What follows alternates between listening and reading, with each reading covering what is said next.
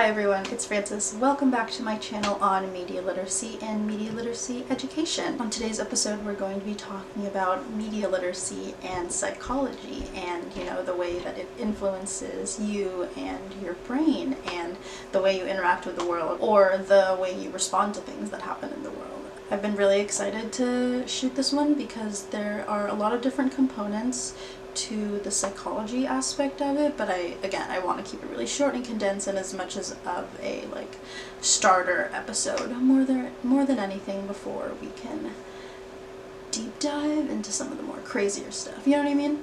So I kind of just want to introduce the concept of it first. So let's just jump right into it. Media and psychology. Because there is so much media content all around us all the time, and it's constantly being made, our brain likes to make it easier by making us gravitate toward media that's comfortable and safe and something that we already agree with or relate to. Our brains tend to already try to create patterns and recognize things that we feel already belong with each other, and so I think that's why we already kind of are yes, give me more of the stuff that I already love, and no, I get it, it's safe, it's comforting. I fall victim to it too. And we're exposed to the media that we like and consume at a very young age, and this generation of children especially who've grown up with all these different technologies that have come up in the past 10-15 years, they grew up having easy access to this media, and so they're already growing up being exposed to different forms of media, and some of them are more harmful than others, I would say, but they aren't being exposed to being taught how to be aware or how to think critically about the media they're consuming. And I think that's something that could be improved in our school systems these days and follow models in Canada and the United Kingdom about their media literacy education. But that's a different topic for a different video. So these kids, they're already getting exposed to so much content, and their brains are already sort of starting to desensitize them to it. I don't know, it's crazy. I have 3 younger siblings and I see it, They are on some sort of electronic technology device all the time, and they're just obsessed with it, and they always have been. It's crazy. I talked about this with my communications professor, Dr. Evans, who I name dropped in the last video, and we talked a lot about how kids can't really distinguish reality from fantasy that well anymore. I mean, it sounds a little silly, but it kind of makes sense. Sometimes they can't really distinguish what's real and what's just this fictional narrative that this media piece has made up for them. It's definitely really, really easy to get caught up in the media that you consume and already indulge in. I know that I definitely do it all the time.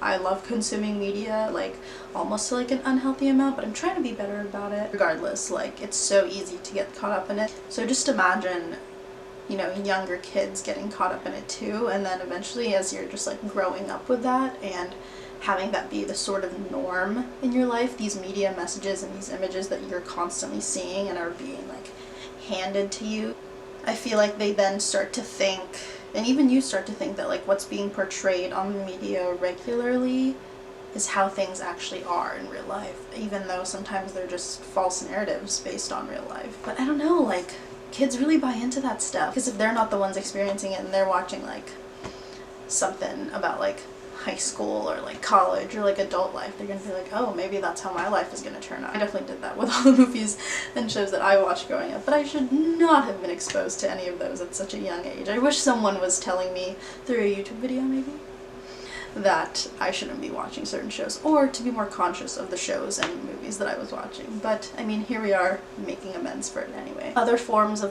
communication and media that have similar effects are advertising and propaganda. They try to convince you to buy a certain product or convince you to believe a certain viewpoint, politically or intellectually. These sort of things make us believe that we'll be satisfied and secure if we give in to the messages that they're telling us.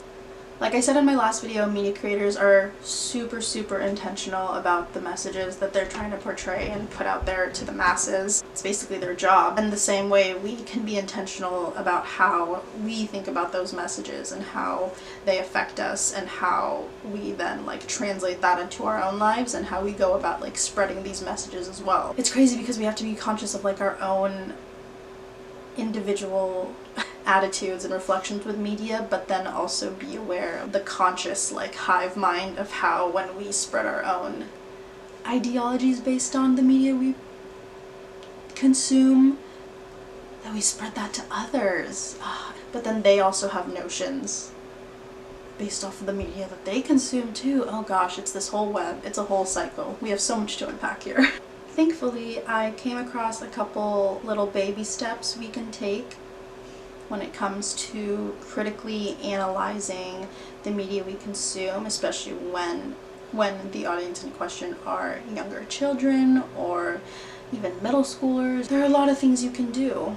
I found this really cool article on Psychology Today, and it's specific for parents sort of asking their kids critical questions about the shows they watch, but I feel like it can apply to the stuff that we watch too, you know? There's questions like, who are the heroes and heroines of the show? What are they like? What are their personal strengths, their weaknesses? You know, like kind of keeping tabs on these characters. Active reading, but for the media. How are sex and violence presented, glamorously or otherwise? How are topics like drugs, alcohol, and deception depicted? As fun, as slick, as consequence-free? How are relationships presented, parent-child relations, friendships, romantic entanglements, all this good stuff.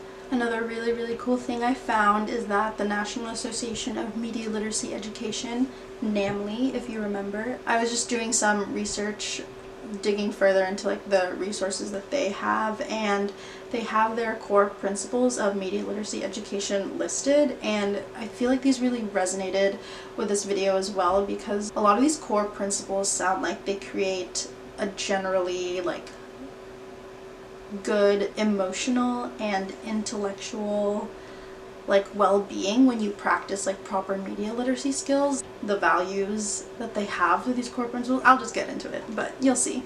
Media literacy education builds and reinforces skills for learners of all ages. Like print literacy, those skills necessitate integrated, interactive, and repeated practice. Media literacy education recognizes that media are a part of culture and function as agents of socialization.